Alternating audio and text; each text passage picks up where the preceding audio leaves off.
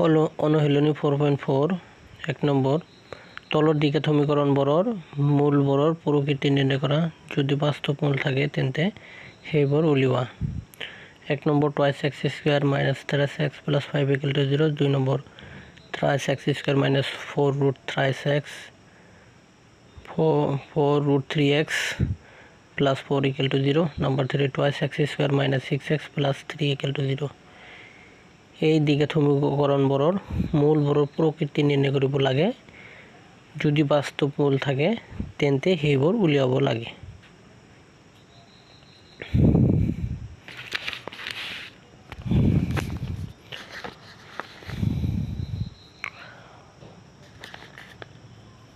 মূলবোৰৰ প্ৰকৃতি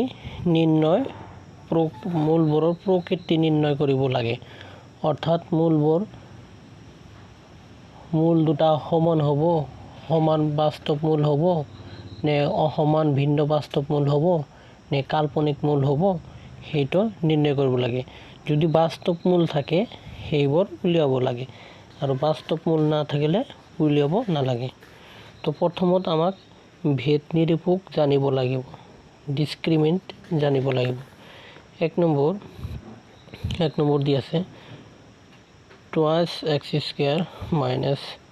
thrice x plus 5 equal to 0 ইয়াত ভেদ নিৰূপক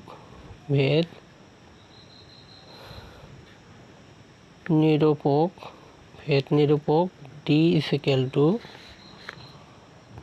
ইয়াত ভেদ নিৰূপক d is equal to b square minus 4ac ইয়াত b এর মান -3 আছে a এর মান আছে 2 c এর মান আছে 5 -3 স্কয়ার minus 4 a এর মান 2 into c এর মান 5 -3 স্কয়ার 9 minus 4 এর দুগুণ 8 8 এর 5 গুণ 40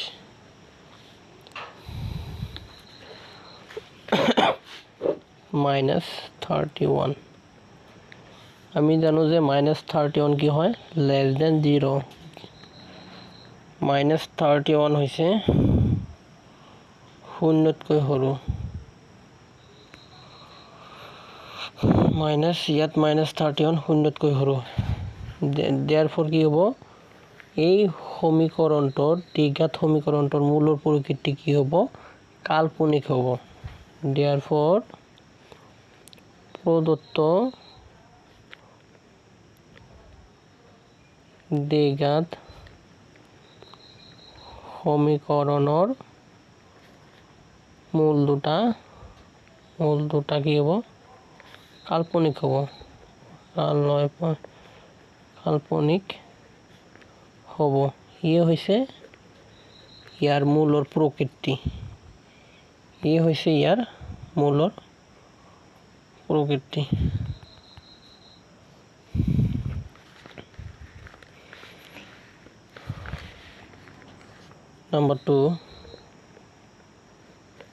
number 2 twice x square minus 4 root 3x plus 4 equal to 0 ইয়াতো আমি d উলিয়াম d is equal to b square minus 4ac b এর মান -4 root 3 square minus 4 এর মান হচ্ছে 3 c এর মান হচ্ছে 4 -2 প্লাস হয়ে গেল 4 4 গুণ 16 আর রুট আর স্কয়ার ক্যান্সেল 3 থেকে গেল 4 4 গুণ 16 পূরণ 3 16 পূরণ 3 এর পরা 16 পূরণ 3 গেলে 0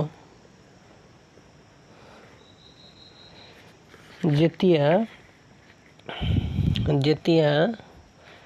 b square minus 4ac 0 হয় যেতিয়া ডিসক্রিমিনেন্ট 0 হয় অর্থাৎ b square minus 4ac equal to 0 হয় তেতিয়া কি হয় মূল দুটা সমান আৰু বাস্তৱ মূল হয় মূল দুটা বাস্তৱ আৰু সমান হয় therefore ইয়াৰ মূল দুটা সমান আৰু বাস্তৱ হ'ব বাস্তৱ মূল বিশিষ্ট হ'ব ইয়াৰ মূল দুটা সমান হ'ব মানে একে সমান অৰ্থত কি বুজাইছে ইয়াত মূল দুটা সমান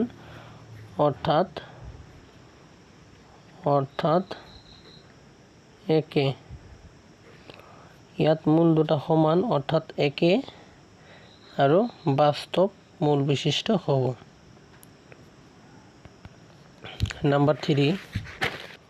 Number 3 twice x square minus 6x plus 3 is equal to 0 তো ইয়াতো আমি d উলিয়াম ভেদ নিৰূপক d is equal to b square minus 4ac b এর মান -6 minus 6 square minus 4 এর মান 2 আৰু c এৰ মান 3 b এৰ মান -6 4 এৰ মান 2 আৰু c এর মান হইছে 3 c এর মান 3 36 minus 4 2 8 8 3 24 36 থেকে 24 গুলি 12 আৰু ইয়াত কি আছে d equal to 12 ই কি আছে greater than 0 d এর মান 12 হইছে b square minus 4ac 12 হইছে আৰু 12 কি আছে শূন্যতকৈ ডাঙৰ যেতিয়া শূন্যতকৈ ডাঙৰ হয় ভেদ নিৰূপকটো যেতিয়া শূন্যতকৈ ডাঙৰ হয় তেতিয়া কি হয় মূল দুটা ভিন্ন মান বিশিষ্ট বাস্তৱ সংখ্যা হয় therefore মূল দুটা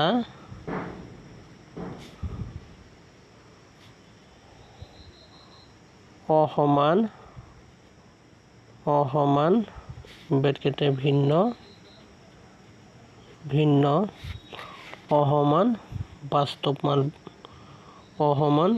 বাস্তৱ মূল বিশিষ্ট হ'ব মূল দুটা কি হ'ব অসমান বাস্তৱ মূল বিশিষ্ট হ'ব যেহেতু ডিসক্ৰিমিনেন্ট b square minus 4ac greater than 0 হৈছে আৰু যেতিয়া greater than 0 হ'ব শূন্যতকৈ ডাঙৰ হ'ব তেতিয়া কি হ'ব মূল দুটা অসমান অৰ্থাৎ ভিন্ন বাস্তৱ মূল বিশিষ্ট হ'ব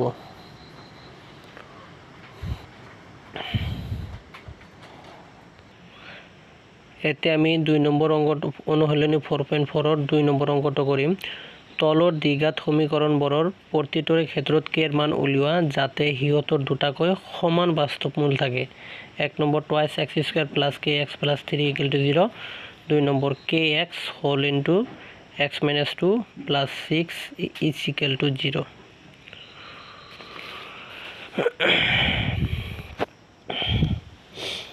ইয়াত ইম্পৰ্টেন্ট কথাটো হৈছে যে k এৰ মান উলিয়াব লাগে যাতে হিয়তৰ দুটাকৈ কি থাকে সমান বাস্তৱ মূল থাকে কি মূল থাকে সমান বাস্তৱ মূল থাকে তো 1 নম্বৰ সলিউশন প্ৰথমত লিখিম প্ৰদত্ত সমীকৰণটো twice x square plus kx plus 3 is equal to 0 লিখিম যেহেতু কি থাকে এই সমীকৰণটোৰ এটা কি থাকে সমান বাস্তৱ মূল থাকে আৰু যেহেতু কি থাকে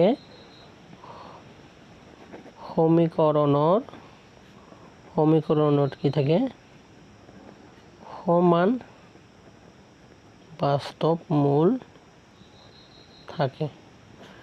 প্ৰদত্ত যেহেতু সমীকৰণটোৰ কি থাকে সমান বাস্তৱ মূল থাকে তেন্তে কি হ'ব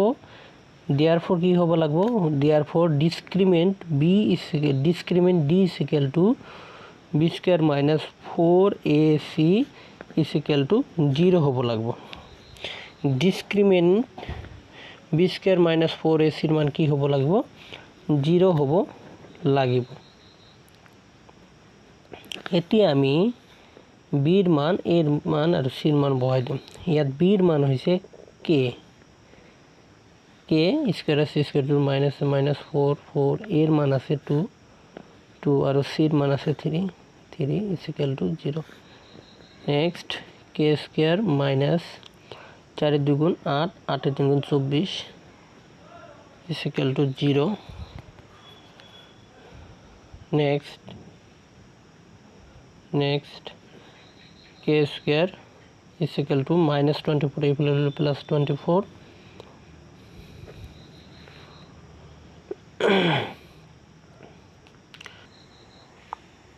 k square equal to 24 ক আমি কি লিখিব পাৰো 2 root 6 plus minus 2 root 6 whole square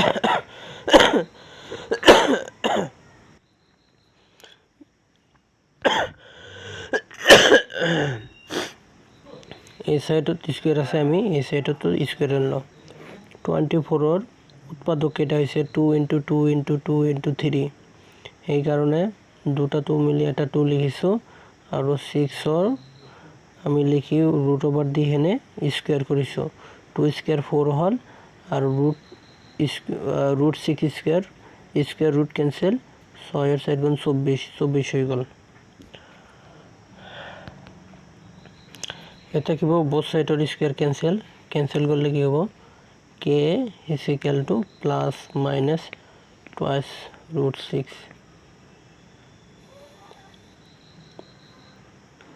और মূল দুটা এটা আমি 2 নম্বরটা করিম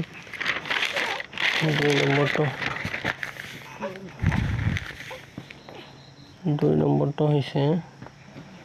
2 और 2 kx whole into x minus 2 plus 6 is equal to 0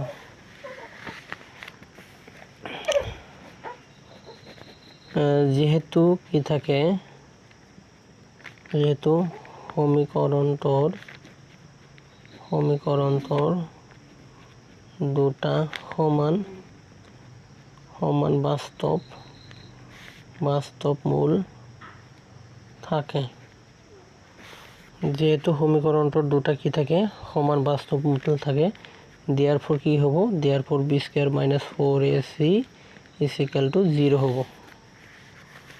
therefore কি হ'ব b square minus 4ac equal to 0 হ'ব implies b ৰ মান কিমান আছে ইয়াত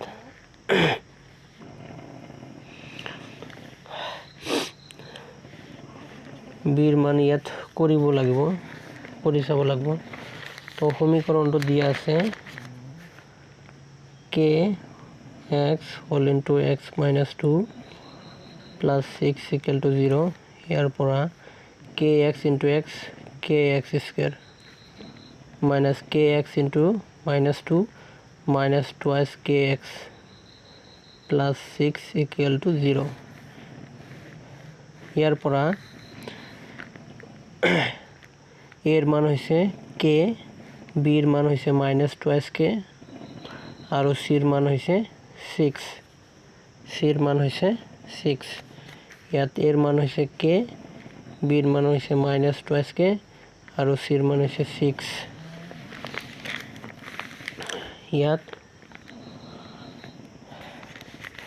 ইয়াত b এর মান হইছে minus twice k whole square minus 4 এর মান হইছে k আৰু c এর মান হইছে 6 is equal to 0 next 4 k square minus 24k is equal to 0.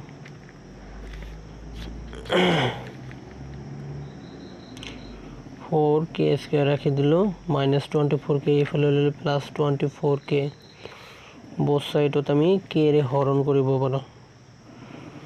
both side আমি 4k ৰে হৰণ কৰিব পাৰো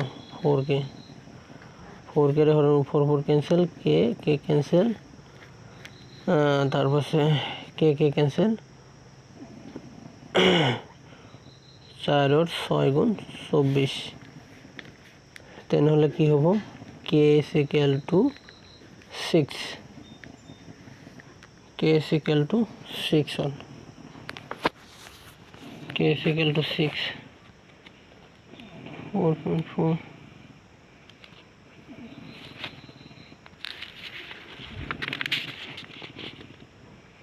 k is equal to 6